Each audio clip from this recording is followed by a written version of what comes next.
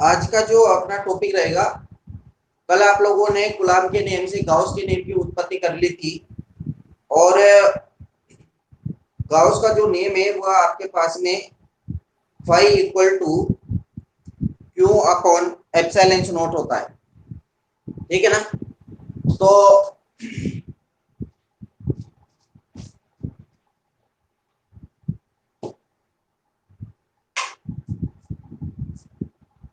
हम लोगों ने गाउस का नियम पढ़ा था कल। तो जो गाउस का नियम होता है वो क्या होता है? गाउस का नियम गाउस का नियम होता है phi equal to Q upon epsilon not.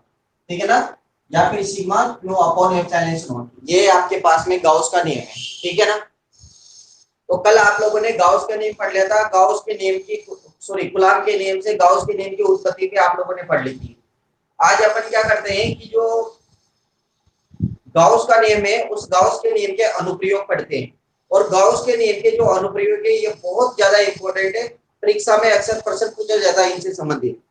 तो आज अपन बात करेंगे गाउस नियम के अनुप्रयोग। तो गाउस नियम के अनुप्रयोग यानी कि एप्लीकेशन ऑफ गाउस लॉ। ठीक है ना। तो गाउस नियम के जो अनुप्रयोग पढ़ेंगे तो उनमें अपन सबसे पहले पढ़ेंगे कि एक अनंत लंबाई का एक तार लेते हैं। उस अनंत लंबाई के तार के कारण किसी बिंदु पर आप लोगों को विद्युत क्षेत्र की तीव्रता निकालनी है। यानी कि आप लोगों को क्या करना है कि गाउस के नियम का उपयोग करते हुए विद्युत क्षेत्र की तीव्रता ज्ञात करनी है। आप लोगों को इसके लिए बीच में अपन है ना, पहले तो विद्युत क्षेत्र की तीव्रता निकालेंगे। विद्युत क्षेत्र की तीव्रता की डायरेक्शन, मतलब विद्युत क्षेत्र की तीव्रता किधर की तरफ रहेगी। दूसरी बात, आप लोगों को जो एक गाउसियन पृष्ठ की कल्पना भी करनी है। गाउसियन पृष्ठ कुछ नहीं होता बेटा, वो जो अपन एक बंद पृष्ठ लेते हैं ना, जिसके ऊपर अपन क्षेत्रफल सदिश निकालते हैं, वह आप लोगों के पास में गाउसियन पृष्ठ होता है। तो देखो अपन क्या करते हैं बेटा, इसको ध्यान से समझना। गाउस नियम के अनुप्रयोग में पहला जो नियम आएगा, मतलब पहला जो प्रयोग आएगा ना, वह आएगा अनंत अनंत रेखीय अनंत या अनंत लंबाई के तार के कारण विद्युत क्षेत्र की तीव्रता विद्युत क्षेत्र की तीव्रता। ठीक है। आपको क्या करना है बेटा, अनंत लंबाई का एक तार लेना है और उस अनंत लंबाई के तार के कारण आप लोगों को किसी बिंदु पर विद्युत क्षेत्र की तीव्रता निकालनी है। अब देखिए अपन क्या करते हैं बेटा, इसके अंदर अपन, ये पहला वाला है, इसके अंदर सबसे पहले अपन बात करते हैं विद्युत क्षेत्र की तीव्रता। सबसे पहले अपन इसके अंदर बात करेंगे विद्युत क्षेत्र की तीव्रता की दिशा। जो हम विद्युत क्षेत्र की तीव्रता की दिशा, मतलब विद्युत क्षेत्र की तीव्रता निकालेंगे, उस विद्युत क्षेत्र की तीव्रता की दिशा किधर की तरफ रहेगी। ठीक है ना। अब ध्यान से समझते जाना आप लोग। हम क्या करते हैं बेटा, एक अनंत लंबाई का, ये आप लोगों ने एक अनंत लंबाई का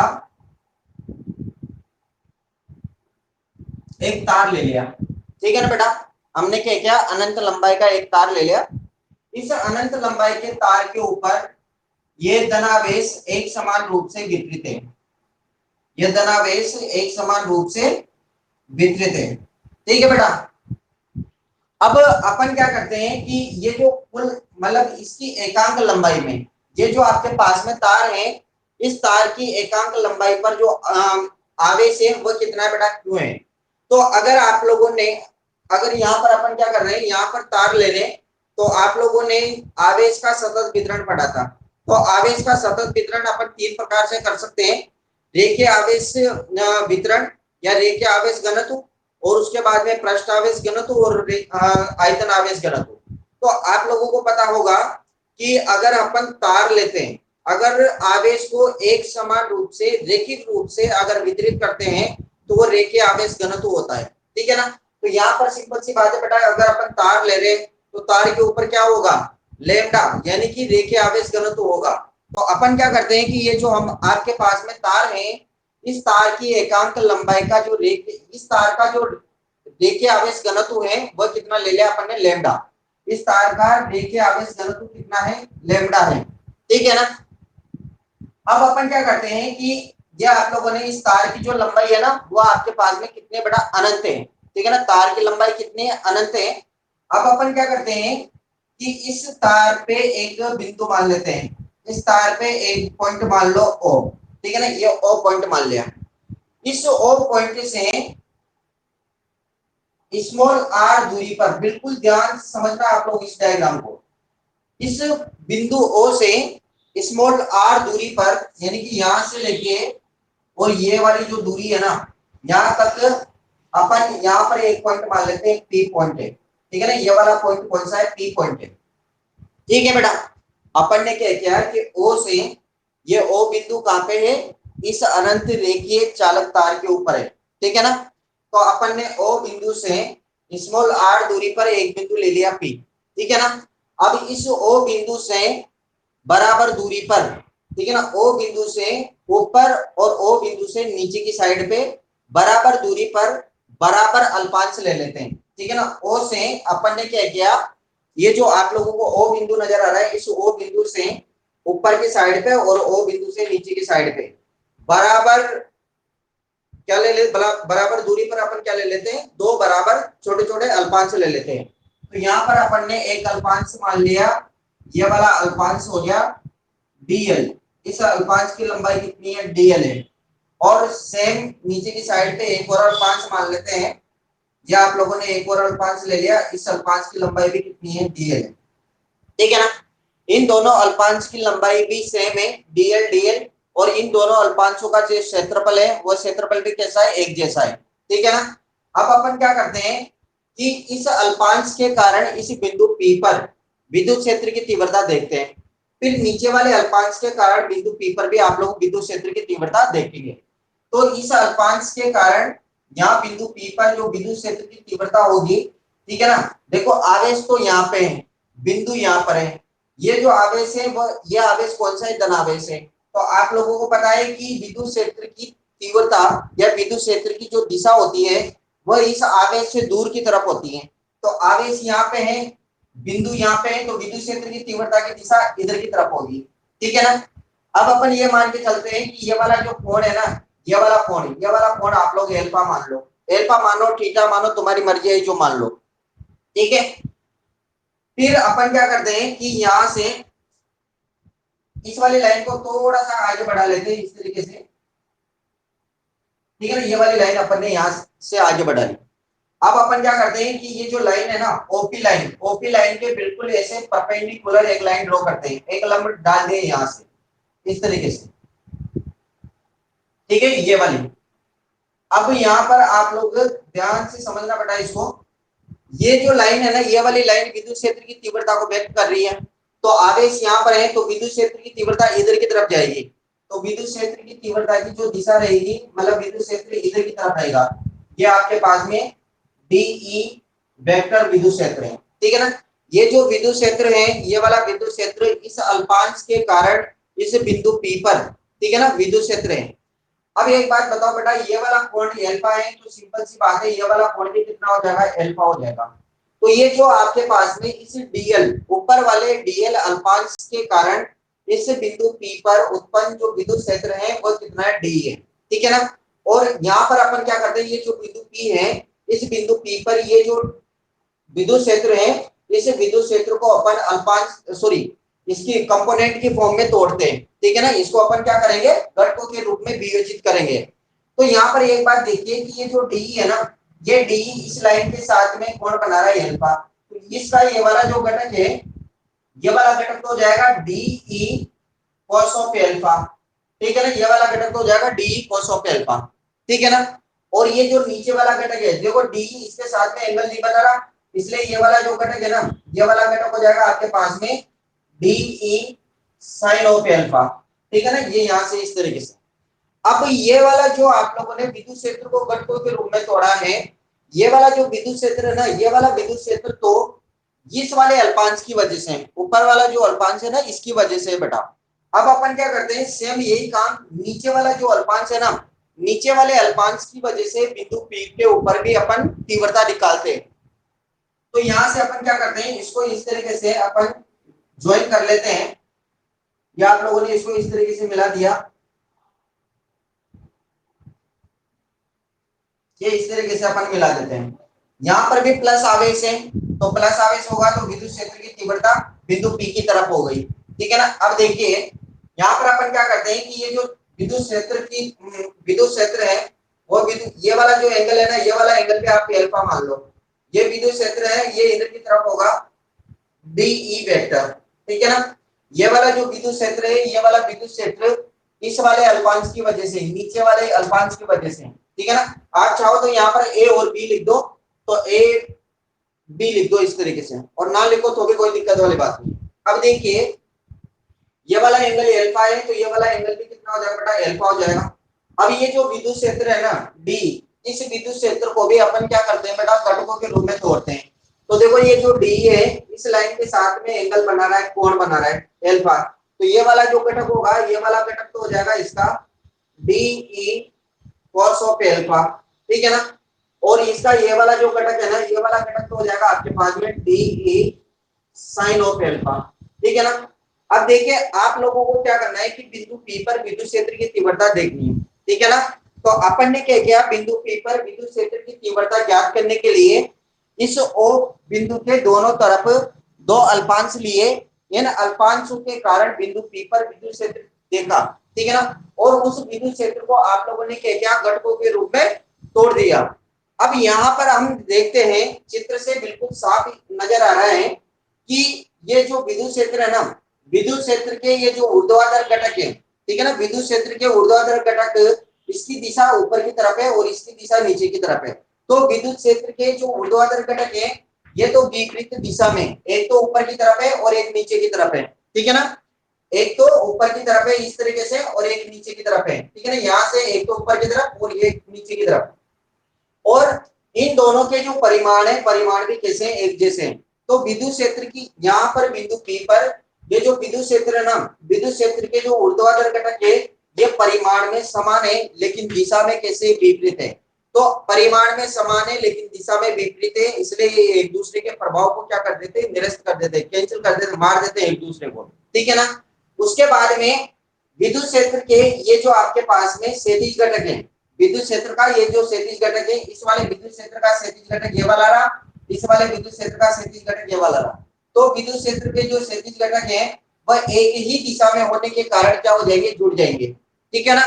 तो अगर मैं बात करूं बिंदु P पर विद्युत क्षेत्र की तीव्रता की दिशा, यानी कि विद्युत क्षेत्र की दिशा के बारे में बात करेंगे, तो विद्युत क्षेत्र की दिशा क्या होगी बेटा, देखिए ये जो आपके पास में विद्युत क्षेत्र था, ये विद्युत क्षेत्र के जो घटक है, ये तो एक दूसरे को निरस्त कर दिया, मतलब इससे तो कोई काम है ही नहीं विद्युत क्षेत्र से संबंधित।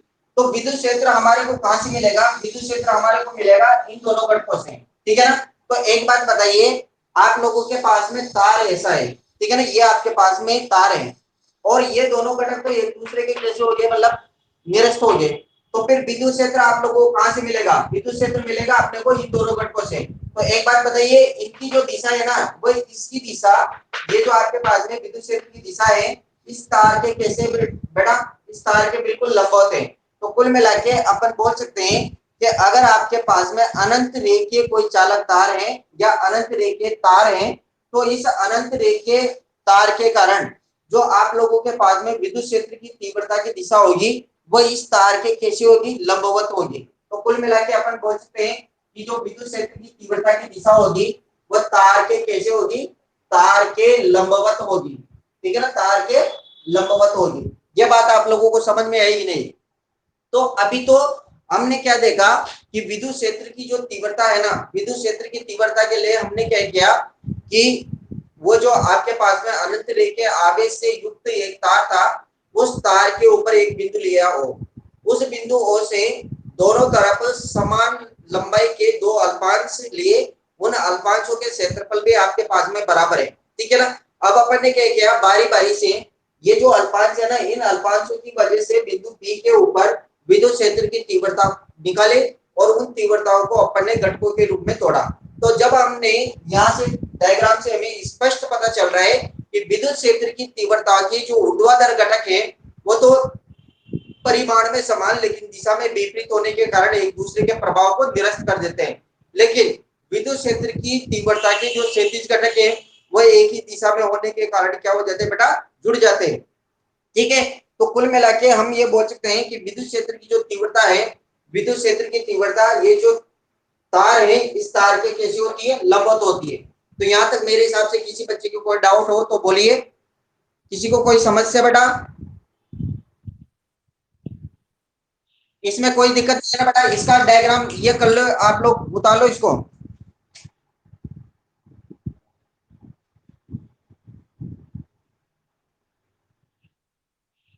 ठीक है ना, उतार ले बेटा।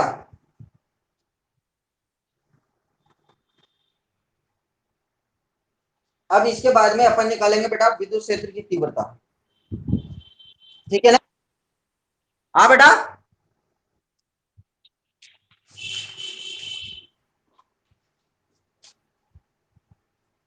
ओके।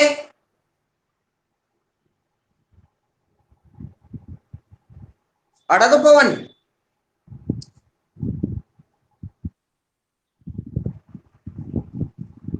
एक सेकंड रुको तो।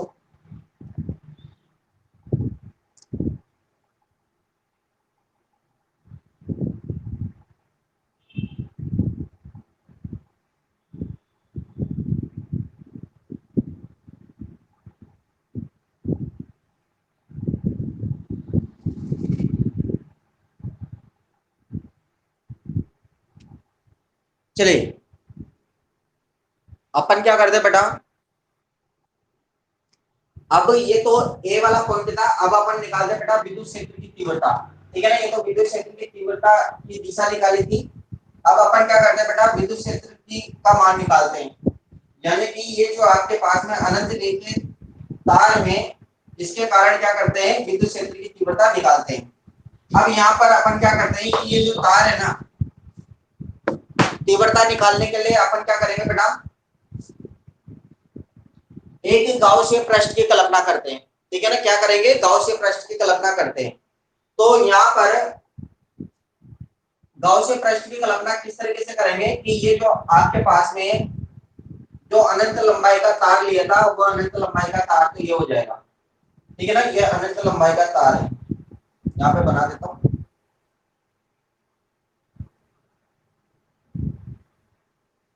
ये अनंत लंबाई का तार है, इसके ऊपर सिग्मा सॉरी लैम्डा आवेश घनत्व है, ठीक है ना। वो जो बिंदु पी था ना, वो बिंदु पी कहाँ पे था बेटा, यहाँ पे था ना बिंदु पी, इस तरीके से। अब ये जरूरी तो नहीं है ना बेटा कि बिंदु पी इधर की साइड पे हो, बिंदु पी को अपन इधर की साइड पे भी तो ले सकते हैं ना बेटा। तो ये बिंदु पी है ना, मतलब यूं मान के चलो इस बिंदु पी को देखो, ये आपके पास में तार है बेटा, ये तार है ना, इस तार के ये थोड़ी ना जरूरी है कि बिंदु पी आप लोगों को इसी वाली साइड पे लेना है ऐसे। तो कुल मिला के जैसे समझने की कोशिश करना बेटा कि जैसे आपके पास में ये तार है और ये मतलब बिंदु पी यहाँ पे था। अब जरूरी तो नहीं है ना कि बिंदु पी हमेशा आप लोगों को इधर की साइड पे लेना है, राइट हैंड साइड पे। आप लोग बिंदु पी को इधर की साइड पे भी तो ले सकते हो ना, इस साइड पे, यहाँ पर भी कोई दिक्कत नहीं है। आप लोग चाहो तो बिंदु पी को इधर की साइड पे भी ले सकते हो, आप चाहो तो बिंदु पी को इधर की साइड पे भी ले सकते हो। कुल मिला के ये जो बिंदु पी है, ये बिंदु पी इस तरीके से घूमता रहेगा, ठीक है ना। तो एक बात बताओ, ये बिंदु पी इसके चारों ओर इस तरीके से घूमेगा तो ये क्या बनाएगा, ये क्या बनाएगा बेटा, एक सिलेंडर बना लेगा। सिलेंडर का मतलब बैलेंस का निर्माण कर लेगा, ठीक है ना भाई। तो कुल मिला के इसका जो गाउसिय पृष्ठ होगा वो किस तरीके का होगा, बेलन की तरह का होगा। तो अपन यहाँ पर इसके जो गाउसिय पृष्ठ का निर्माण करेंगे तो वो एक बेलन की तरह का होगा इस तरीके से।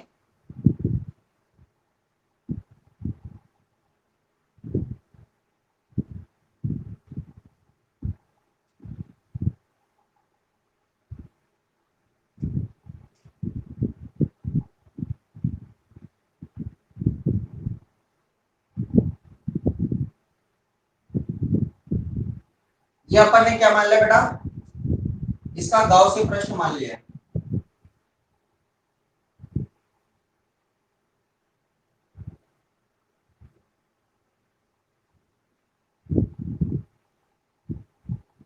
अब ये बंद पृष्ठ हो गया ना बेटा, ये बेलन है, बेलन तो एक बंद वक्र होता है, तो ये आपके पास में गाउसी पृष्ठ है।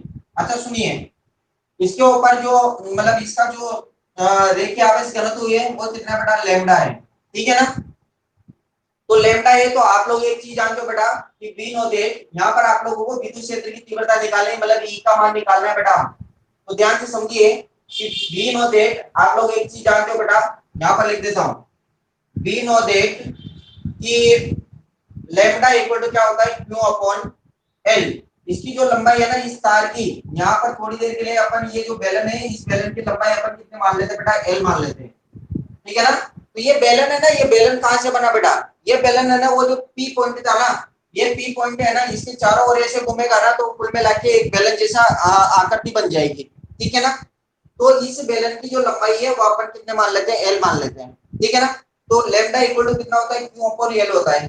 अगर मैं यहाँ से क्यू की वैल्यू निकालूंगा, ये स्मॉल क्यू लिख लो आप, ये इस तरीके से, तो यहाँ से अगर क्यू की वैल्यू निकालेंगे तो कितना आएगा, लैम्डा एल को इधर मल्टीप्लाई कर दो, तो Q equal to lambda L, इसको डाल दो आप समीकरण नंबर फर्स्ट। अब देखिए अपन क्या करते हैं बेटा, मैंने आप लोगों को शुरुआत में जब ये चैप्टर स्टार्ट हुआ था, मतलब ये वाला पार्ट स्टार्ट हुआ था इस वाले चैप्टर का, तो मैंने आप लोगों को है ना मतलब सदिश क्षेत्रफल निकालना बताया था। अब ये जो आपके पास में बेलन है, तो इस बेलन के मतलब अपन क्या निकालेंगे, क्षेत्रफल निकालेंगे। तो क्षेत्रफल सदिश निकालने के लिए अपन क्या करते हैं, इस बेलन के पृष्ठ के बारे में बात करेंगे। यहाँ पर बिंदु पी है, ठीक है ना। तो देखिए एक पृष्ठ तो इसका ये हो गया, ठीक है ना, इस वाले पृष्ठ का नाम दे दो आप S1। एक पृष्ठ इसका ये हो गया, इस वाले का नाम दे दो आप S2। एक पृष्ठ इसका ये हो गया, इसका नाम दे दो आप S3, ठीक है ना। तो इस बेलन के तीन पृष्ठ हो जाएंगे, S1 S2 और ये आपके पास में S3 हो जाएगा। अब अपन क्या करते हैं कि इस S1 पृष्ठ का, S1 जो पृष्ठ है ना, इस S1 पृष्ठ का जो विद्युत फ्लक्स है S1 पृष्ठ का, उसको आप लोग कितना मान लो बेटा, φ1 मान लो, ठीक है ना। और S2 पृष्ठ का जो विद्युत फ्लक्स है वो अपन कितना मान लेते हैं, इसका विद्युत फ्लक्स अपन मान लेते हैं φ2। और S3 जो पृष्ठ है, ये वाला पृष्ठ, इसका विद्युत फ्लक्स अपन कितना मान लेते हैं, φ3 मान लेते हैं, ठीक है ना। अब ये जो S1 पृष्ठ है, इसी S1 पृष्ठ का क्षेत्रफल सदिश देखेंगे अपन। तो इस S1 पृष्ठ का क्षेत्रफल सदिश अपन यहाँ पर अपन एक छोटा सा अल्पांश मान लेते हैं इस तरीके से, ठीक है ना। और आप लोगों को पता है कि ये आप लोग देख पा रहे हो बेटा, ये पेन बिल्कुल इस पेन जैसी कंडीशन है। तो ये ऊपर वाला जो पार्ट है ना, इस ऊपर वाले पार्ट का क्षेत्रफल सदिश ऊपर की तरफ होगा, नहीं होगा, ऐसे बिल्कुल ऐसे होगा, नहीं होगा, ऐसे होगा। उसके बाद में अगर नीचे वाले जो पृष्ठ है इसका क्षेत्रफल सदिश निकालेंगे तो इसका क्षेत्रफल सदिश नीचे की तरफ होगा। और इस वाले पृष्ठ का क्षेत्रफल सदिश निकालोगे तो किधर की तरफ होगा, बिल्कुल इसके लंबवत बाहर की तरफ, इस तरफ, ठीक है ना, यहाँ से इस तरीके से होगा इधर, ठीक है भाई। तो इसका जो क्षेत्रफल सदिश है, इसका क्षेत्रफल सदिश किधर की तरफ होगा, ऊपर की तरफ, ठीक है ना, यहाँ पर। तो इसका क्षेत्रफल सदिश आपके पास में कितना है, डी ए वेक्टर हो जाएगा, ठीक है ना। अब ये जो बिंदु P है ना, ये बिंदु P वही है जो आप लोगों ने पहला वाला जो डायग्राम देखा था ना, वही वाला, ठीक है ना। ये बिंदु P वही है बेटा जो आप लोगों ने पहले वाले डायग्राम में देखा था। अब एक बात बताओ, बिंदु P पर विद्युत क्षेत्र की तीव्रता इधर की तरफ थी ना, इधर की तरफ, यानी कि इस तार से बिंदु P की तरफ थी। तो कुल मिला के विद्युत क्षेत्र की तीव्रता तो इधर की तरफ है, ठीक है ना। तो यहाँ से एक बात बताइए, इस तरीके से विद्युत क्षेत्र की तीव्रता की दिशा इधर की तरफ है, मतलब ई वेक्टर, ठीक है ना, इधर की तरफ। एक बात बताओ बेटा, ये जो डीए और ई वेक्टर इनके बीच का ये जो कोण बन रहा है, ये वाला कोण कितना है, थीटा इक्वल टू 90 डिग्री है कि नहीं है, मतलब 90 डिग्री हो गया, ठीक है ना। यहाँ पर S1 पृष्ठ के लिए जो कोण का मान है वो कितना है, 90 डिग्री हो जाएगा। अब मैं S2 पृष्ठ के बारे में बात करूं तो S2 पृष्ठ का यहाँ पर आप लोग फिर अल्पांश लो, इसके लिए एक छोटा सा अपन अल्पांश मान लेते हैं। तो इसका जो क्षेत्रफल सदिश है, इसका क्षेत्रफल सदिश किधर की तरफ रहेगा, नीचे की तरफ, यानी कि डी ए वेक्टर, ठीक है ना। और विद्युत क्षेत्र की तीव्रता किधर की तरफ है, इधर की तरफ है, ई वेक्टर। तो यहाँ पर भी अगर मैं थीटा का मान लिखूं तो थीटा इक्वल टू कितना आएगा बेटा, 90 डिग्री हो जाएगा, ठीक है ना। अगर अपन ये वाली जो सरफेस है, ये वाली जो सतह है ना, S3 वाली, S3 के लिए अगर अपन यहाँ पर क्या करते हैं, एक अल्पांश मान लेते हैं, ठीक है ना। ये आप लोग एक अल्पांश मान लीजिए इस तरीके से, ठीक है ना। यहाँ पर अपन ने एक अल्पांश मान लिया। तो यहाँ पर अगर आप लोग इस इसका क्षेत्रफल सदिश देखोगे तो क्षेत्रफल सदिश किधर की तरफ रहेगा, इधर की तरफ रहेगा, डीए वेक्टर। और विद्युत क्षेत्र की तीव्रता तो ऑलरेडी इधर की तरफ है, तो ये आपके पास में ई वेक्टर, तो देखो विद्युत क्षेत्र की तीव्रता और क्षेत्रफल सदिश अगर एक ही दिशा में होते हैं तो उनके बीच का जो कोण होता है वो कितना होता है बेटा, 0 डिग्री होता है, ठीक है ना। तो यहाँ पर थीटा इक्वल टू कितना आ जाएगा, ये 0 डिग्री हो जाएगा, ठीक है ना। अब हमें क्या करना है कि ये जो आपके पास में आप लोगों ने ये जो बंद वक्र लिया है ना बेटा, ये जो बेलन लिया है, इस वाले बेलन को अपन गाउसियन पृष्ठ बोलते हैं, ठीक है ना। क्योंकि जो बेलन है, बेलन एक 3D डायग्राम है और 3D डायग्राम जो होते हैं वो बंद होते हैं, बंद वक्र की फॉर्म में माने जाते हैं। तो ये जो आपके पास में बेलन आया, इस बेलन को अपन क्या बोलते हैं, गाउसियन पृष्ठ बोलते हैं, ठीक है ना। अब आप लोगों को क्या करना है, सबसे पहले बात अपन ये करेंगे कि इस बंद पृष्ठ से यानी कि इस बेलन से संबंधित जो कुल फ्लक्स है उस फ्लक्स का मान निकालेंगे, यानी कि इससे निर्गत जो भी फ्लक्स है ना उस फ्लक्स की वैल्यू निकालेंगे, ठीक है ना। उसके बाद में अपन ई की वैल्यू निकाल सकते हैं आराम से। तो देखो यहाँ पर अपन क्या करेंगे कि जो गाउसियन पृष्ठ है, इस गाउसियन पृष्ठ के अपन ने 3 सतह ली, S1 S2 S3। S1 पृष्ठ का जो विद्युत फ्लक्स है वह φ1 है, S2 पृष्ठ का विद्युत फ्लक्स आपके पास में φ2 है और S3 पृष्ठ का जो विद्युत फ्लक्स है ना वो आपके पास में φ3 है, ठीक है ना। अब अपन क्या करते हैं कि S1 पृष्ठ का क्षेत्रफल सदिश निकालेंगे, S1 पृष्ठ का क्षेत्रफल सदिश और विद्युत क्षेत्र की तीव्रता, यह विद्युत क्षेत्र इनके बीच का कोण कितना है, 90 डिग्री। S2 जो पृष्ठ है, S2 पृष्ठ का क्षेत्रफल सदिश और विद्युत क्षेत्र की तीव्रता इनके बीच में भी कितना डिग्री का कोण है, 90 डिग्री का। और S3 पृष्ठ का क्षेत्रफल सदिश और विद्युत क्षेत्र की तीव्रता एक ही दिशा में होने के कारण इनके बीच का जो कोण है वो आपके पास में कितना हो जाएगा, 0 डिग्री हो जाएगा। तो मेरे हिसाब से यहाँ तक तो किसी को कोई दिक्कत नहीं है ना, किसी को कोई दिक्कत है क्या भाई, बोलिए।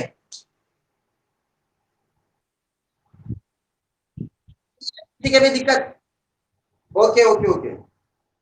चलिए अब अपन क्या करते हैं बेटा, यहाँ तक तो ठीक, ये तो ठीक है। अब इस बंद पृष्ठ से गुजरने वाला कुल विद्युत फ्लक्स का मान निकालेंगे। तो देखिए इसके लिए क्या करते हैं, इस तार का जो रेखीय आवेश घनत्व है वो अपन ने lambda equal to Q upon L मान लिया, ठीक है बेटा। तो यहाँ से अगर अपन क्यू की वैल्यू निकालेंगे तो ये इसको एल को लैम्डा से मल्टीप्लाई कर देंगे, यानी कि लैम्डा एल हो जाएगा। इक्वेशन नंबर 5 डाल दो।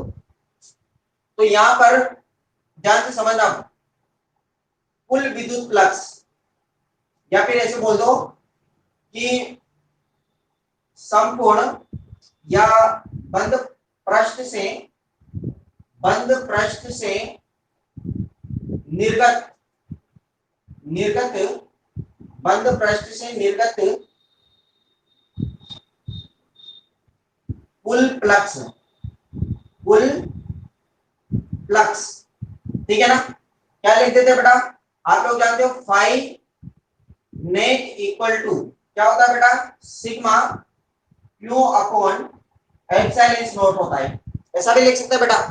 अब एक बात बताओ, ये जो फाई नेट है, ये फाई नेट किसके बराबर होगा, phi 1 plus phi 2 plus phi 3, इसके बराबर हो जाएगा तीनों के। तो फाई नेट की जगह अपन क्या लिख सकते हैं बेटा, फाई 1 प्लस फाई 2 प्लस का phi 3 equal to sigma Q upon epsilon naught लिख दिया।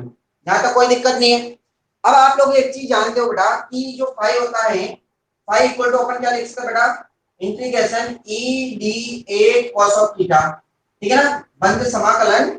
और ये आपके पास में phi equal to integration E D A cos of theta, इस तरीके से अपन लिख सकते हैं। तो देखिए अपन इन तीनों पृष्ठों के लिए लिखेंगे ना तो कैसा लिखेंगे बेटा, ध्यान से समझना। फाई वन कौन से वाले पृष्ठ का है बेटा, S1 पृष्ठ का। तो यहाँ पर अपन लिखेंगे इसके लिए इंटीग्रेशन, ये बंद समाकलन S1 मतलब पहला वाला पृष्ठ के लिए S1 पृष्ठ के लिए लिख रहे हैं। और यहाँ पे क्या लिखेंगे, ई डी ए कॉस, और S1 पृष्ठ के लिए थीटा का मान कितना है बेटा, 90 डिग्री। तो यहाँ पर थीटा का मान लिख दिया अपन ने 90 डिग्री, ठीक है ना। फिर बीच में प्लस का साइन है, प्लस का साइन। फिर S2 पृष्ठ के लिए लिखेंगे ना, फाई 2 कौन से वाले पृष्ठ का है, S2 पृष्ठ का। तो यानी कि ये बंद समाकलन S2, और यहाँ पर भी क्या लिखेंगे, ई डी ए, और ये cos थीटा का मान कितना है, इसके लिए भी 90 डिग्री, ठीक है ना। ये आपके पास में 90 डिग्री हो जाएगा। फिर उसके बाद में प्लस का साइन है, ये प्लस का साइन लगाया अपन ने, फाई 3 यानी कि इंटीग्रेशन, या यहाँ पे लिख देंगे अपन S3, और यहाँ पे कितना आ जाएगा, ई डी ए, और ये cos ऑफ S3 पृष्ठ के लिए थीटा की वैल्यू कितनी है, 0 डिग्री। तो यहाँ पर अपन लिख देंगे 0 डिग्री इक्वल टू, ये आपके पास में सिग्मा क्यू अपॉन कितना आ जाएगा बेटा, एप्सिलॉन नॉट आ जाएगा, ठीक है ना। यहां तक किसी की दिक्कत है क्या? मैं इसको हटाऊंगा, बोलो बेटा फटाफट से। ठीक है ना, एक बार इसका स्क्रीनशॉट ले लो बेटा जिसको लेना हो।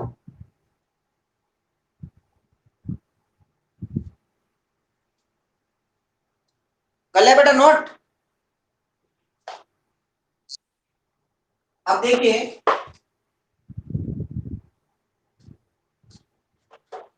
आप लोगों को तो ई की वैल्यू निकालनी नहीं है बेटा, तो अपन क्या करते हैं बेटा, यहां से देखिए, यही से स्टार्ट करते हैं। ये वाली जो इक्वेशन है थोड़ी लंबी है बेटा, ये से, ठीक है ना, जगह की वजह से ऐसे लिख दिया। अब ध्यान से सुनना, ये cos 90 की वैल्यू कितनी होती है बेटा? 0। तो ये तो पूरा 0 हो जाएगा। तो यहाँ पर कुल मिला के पहला वाला तो कितना हो गया? ये तो 0, फिर प्लस cos 90 की वैल्यू 0, तो ये S2 के लिए भी कितना होगा बेटा? 0, प्लस यहाँ पर कितना हो जाएगा? ये मतलब S1 और S2 पृष्ठ से निर्गत जो विद्युत फ्लक्स है उसकी वैल्यू तो आपके पास में कितने बेटा? 0, ठीक है ना। यहाँ पर cos 0 की वैल्यू कितनी होती है बेटा? 1।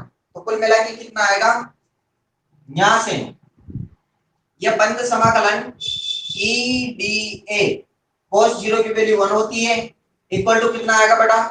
Sigma Q upon epsilon naught, ठीक है ना बेटा। यहाँ तो कोई दिक्कत नहीं है।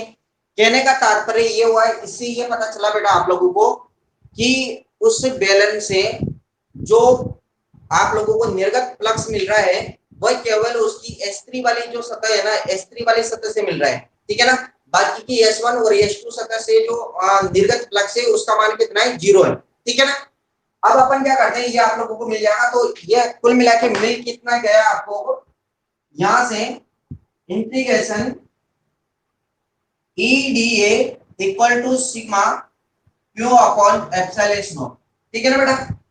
अब देखिए, मैं एक काम करता हूं बेटा, ये जो ई है ना, ई को तो बाहर निकाल लेते हैं। तो ई तो आप लोगों ने बाहर निकाल लिया ई, ठीक है ना। इंटीग्रेशन ये बंद समाकलन डी ए इक्वल टू, अभी थोड़ी देर पहले आप लोगों ने क्यू इक्वल टू कितना लिखा था बेटा? क्यू इक्वल टू लिखा था लैम्डा एल, ठीक है ना। क्यू इक्वल टू कितना लिखा था? Lambda L. तो यहाँ पर अगर अपन ये जो सिग्मा क्यू है, आप चाहो तो इसको ऐसे लिख सकते हो, सिग्मा क्यू, ये सिग्मा क्यू की वैल्यू कितनी है बेटा? L lambda. तो यहाँ पर वैल्यू पुट अप कर दो, कितना हो जाएगा? लैम्डा एल हो जाएगा, अपन नीचे कितना है? एप्सिलॉन नॉट है, ठीक है। अब ये जो आपके पास में डीए है ना, ये जो डीए है, ये डीए क्या है बेटा? क्षेत्रफल है। ये जो डीए आप लोगों को नजर आ रहा है, ये डीए क्या है बेटा? क्षेत्रफल है। और ये किसका क्षेत्रफल है? ये जो आप लोगों ने बेलन लिया था ना, इस बेलन की इस वाली सतह पे, ये बेलन की वक्र पृष्ठ है ना, इस वक्र पृष्ठ पे आप लोगों ने एक अल्पांश लिया था, इस वाले अल्पांश का क्या है बेटा? क्षेत्रफल है। तो एक बात बताओ, वो तो आप लोगों ने अल्पांश का निकाला था, इसका पूरा जो क्षेत्रफल निकालोगे, इसका पूरा क्षेत्रफल कितना आएगा बेटा? इसका क्षेत्रफल कितना होगा पूरे का क्षेत्रफल? कोई बता सकता है क्या? क्या? 2 पाई आर। ये 2 पाई आर कैसे होगा मूर्खों? इसका कितना होगा बेटा? इसकी लंबाई, ये बेलन है ना, बेलन, अरे ये बेलन था देवताओं, ये बेलन है, इसकी लंबाई कितनी? एल है। उसके बाद में यहां से इसकी त्रिज्या कितनी मान ली थी? ये आर है, 2 पाई आर एल, ठीक है ना। इसका जो इस पूरे का जो क्षेत्रफल निकालोगे ना, तो कितना आएगा? देखो यहाँ ध्यान से समझना, इंटीग्रेशन बंद समाकलन डीए इक्वल टू कितना होगा बेटा? 2 पाई आर एल होगा, नहीं होगा? हो जाएगा ना। अब देखिए, तुम लोगों को ये पता नहीं है यार, क्या क्या करते रहते हो। देखिए यहाँ पर वैल्यू डालेंगे बेटा तो कितनी हो जाएगी? ई मल्टीप्लाई, इसका जो मान है ना, इसका मान कितना बेटा? 2 pi R L. 2 pi R L equal to lambda L upon epsilon naught. कोई डाउट नहीं है? इस एल से एल को निपटा दीजिए भाई साहब। अब यहाँ पर आप लोगों के पास में ई का मान निकालना है, विद्युत क्षेत्र की तीव्रता। तो ये जो 2 पाई आर है ना, इस 2 पाई आर से इधर डिवाइड कर दो। तो 2 पाई आर से इधर डिवाइड करेंगे तो हमारे को कितना मिलेगा? आज तो तुम लोग है ना बड़े ढंग से फंस गए बेटा मेरे। सुनिए बेटा, यहाँ पर अगर अपन बात करेंगे 2 पाई आर से इधर डिवाइड कर दूं, तो 2 पाई आर से इधर डिवाइड करेंगे तो क्या आएगा बेटा? ई इक्वल टू लेमडा, ऊपर तो लेमडा चल ही रहा है बेटा, लेमडा 2 पाई आर से नीचे डिवाइड कर ही देंगे। तो ये 2 पाई आर और नीचे ऑलरेडी कितना चल रहा है, ठीक है ना, एप्सिलॉन नॉट। तो ये यहाँ पे आपके पास में एप्सिलॉन नॉट आ जाएगा। ठीक है, कोई दिक्कत नहीं है। तो आप लोगों के पास में विद्युत क्षेत्र की तीव्रता ये भी आ जाएगी। ठीक है ना, ऐसा भी फॉर्मूला हो सकता है। और अगर इसको थोड़ा सा मॉडिफाइड करें तो अपन ऐसा कर सकते हैं बेटा कि ऊपर नीचे है ना 2 से मल्टीप्लाई कर दो, तो ऊपर नीचे 2 से गुणा भाग करोगे, क्या हो जाएगा बेटा? कुल मिला के यहां से लिखने की कोई जरूरत नहीं है, यहां पर लिख दो E equal to 2 lambda upon, नीचे 2 से गुणा करेंगे तो 4 पाई और ये एप्सिलॉन नॉट साथ में और R इसके साथ में लिख दिया। ठीक है ना, अब मैं इसको ऐसे लिख सकता हूं बेटा E equal to 1 upon 4 pi epsilon naught. ठीक है ना, मल्टीप्लाई ये आपके पास में 2 लेमडा अपॉन कितना हो जाएगा बेटा R। और इसके बारे में तो आप लोग बहुत अच्छे तरीके से जानते हो। ठीक है ना, ये क्या होता है बेटा के, तो के की वैल्यू हो जाएगी तो E इक्वल टू कितना आ जाएगा बेटा 2, इसकी वैल्यू कितनी है के, और ये आपके पास में लेमडा अपॉन कितना आ जाएगा R।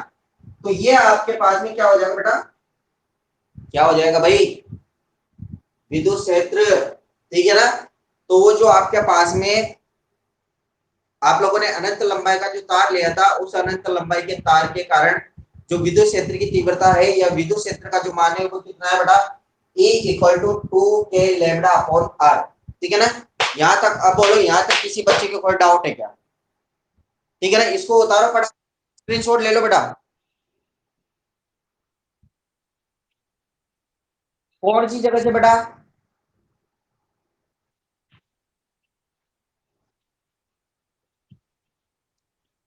यहां से, यहीं से ना? अच्छा, यहाँ पर क्या किया बेटा, ये तो यहाँ तक तो कोई दिक्कत नहीं है, 2 पाई आर से मैंने इधर डिवाइड कर दिया, तो अपन ने क्या किया बेटा E equal to lambda upon 2 pi R epsilon naught हो जाएगा। अब अपन क्या करते हैं बेटा, यहाँ से इसको है ना ऊपर नीचे 2 से मल्टीप्लाई कर दो, ऊपर भी 2 से गुणा नीचे भी 2 से गुणा, तो ऊपर 2 से गुणा करेंगे तो 2 लैम्डा हो जाएगा। अच्छा, ये क्यों कर रहे हैं, एक के लाने के लिए, ये ऐसा बन जाएगा ना बेटा, तो अपन इसकी जगह पे क्या लिख देंगे, के लिख देंगे। तो अपन ने क्या किया, ऊपर 2 से गुणा किया तो ये 2 लैम्डा, नीचे 2 से गुणा करेंगे तो 4 पाई, और ये एप्सिलॉन नॉट यहाँ पे आर को थोड़ा पीछे लिख दिया। अब इसको सेपरेट करके ऐसा लिख सकते बेटा 1 अपॉन 4 पाई एप्सिलॉन नॉट, और ये 2 लैम्डा अपॉन कितना हो जाएगा आर, और ये किसकी वैल्यू बन जाएगा बेटा, ये के की वैल्यू बन गई। ठीक है ना, और कोई किसी का डाउट है, किसी कुछ पूछना है क्या? अच्छा, ये उतार ले आप लोगों ने।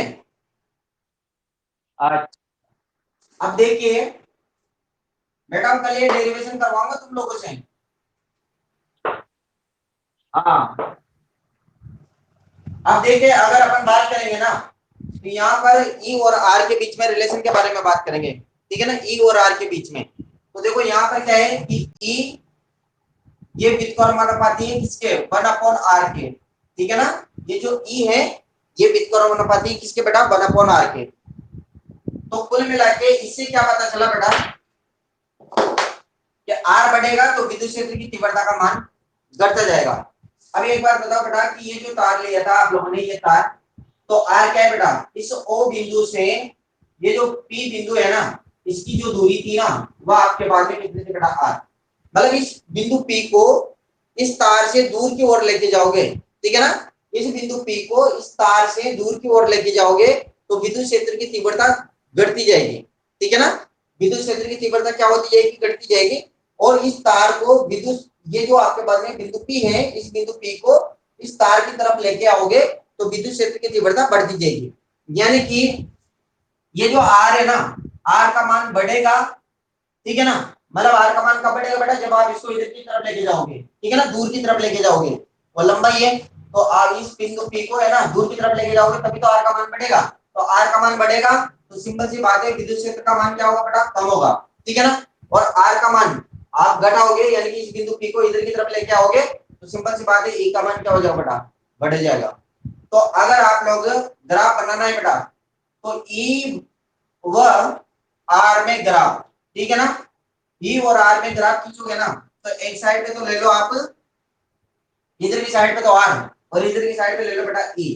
ठीक है ना, तो ई और आर के बीच में ग्राफ खींचोगे ना तो ये दोनों एक दूसरे के कैसे बेटा, व्युत्क्रमानुपाती, तो जो ग्राफ मिलेगा वो आप लोगों को ऐसे वक्र टाइप से मिल जाएगा। ठीक है ना, और दूसरी कहानी, दूसरा पॉइंट, ई व 1/r में ग्राफ, ठीक है ना। तो यहाँ पर आप लोगों को क्या करना है, इस तरीके से ये 1/r है और इधर आपके पास में क्या है, ई है। अब इधर की साइड पे जो आप लोग वैल्यू ले रहे हो ना, वह आर की नहीं ले रहे, 1/r की ले रहे हो, ठीक है ना। तो जब ई और 1/r के बीच में ग्राफ खींचोगे ना तो आपको एक सीधी रेखा मिलेगी इस तरीके से।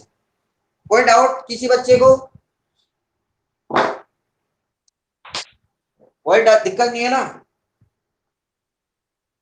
सब।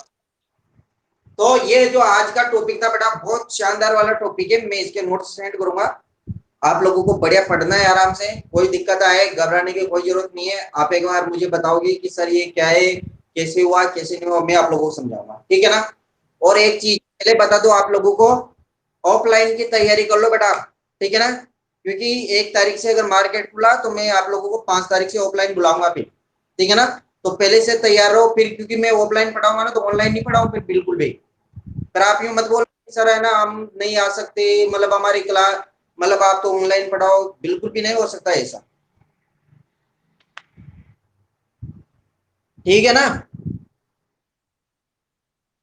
नहीं नहीं अभी तो रखेंगे ना, ऐसा थोड़ी कि भाई नहीं रखेंगे, रखेंगे, ऐसा रखेंगे, ठीक है ना।